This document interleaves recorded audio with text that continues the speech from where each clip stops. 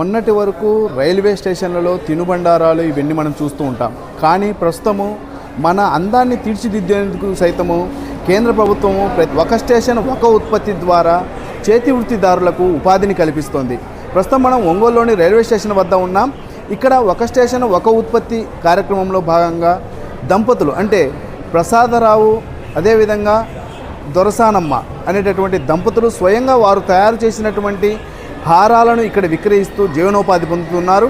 అదేవిధంగా తమకు కేంద్రం ఇటువంటి అవకాశం కల్పించడంపై తమ కుటుంబ పోషణ సాగుతుందని వారు సైతం తమ ఆనందాన్ని వ్యక్తం చేస్తున్నారు. అదే నేడు లోకల్ 18 స్పెషల్ స్టోరీ.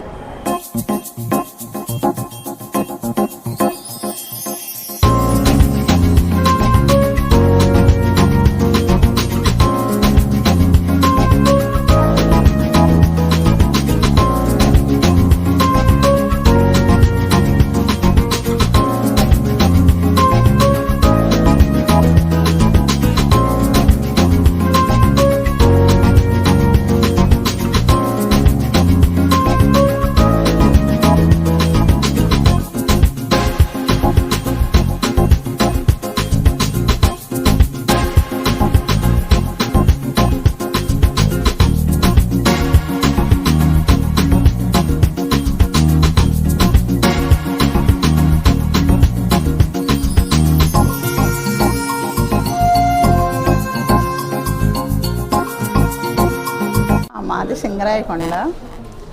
బట్టల శెట్టి ప్రసాద్ అని పేరు. 40 సంవత్సరాల నుంచి ఇదే వ్యాపారం చేస్తున్నాము.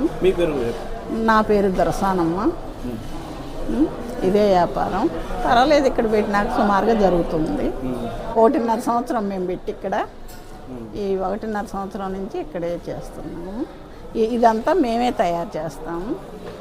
మేమే తయారు చేస్తాము. మా కాడ ముత్యాలు ఉంటాయి, పగడాలు ఉంటాయి, కెంపులు ఉంటాయి, పచ్చలు ఉంటాయి, సీజెట్స్ ఉంటుంది, ఏమంటారు ఇవన్నీ స్పిన్నలు, అన్ని రకాలు ఉంటాయి మా దగ్గర. ఒక టేషను ఒక ఉత్పత్తి.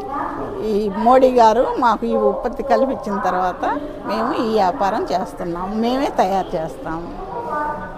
నా పేరు శ్రీదేవి.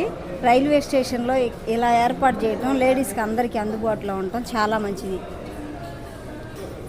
నగలు అన్ని రకములు ఇక్కడ చాలా బాగున్నాయి. చాలా సౌకర్యంగా బాగున్నాయి మాకు.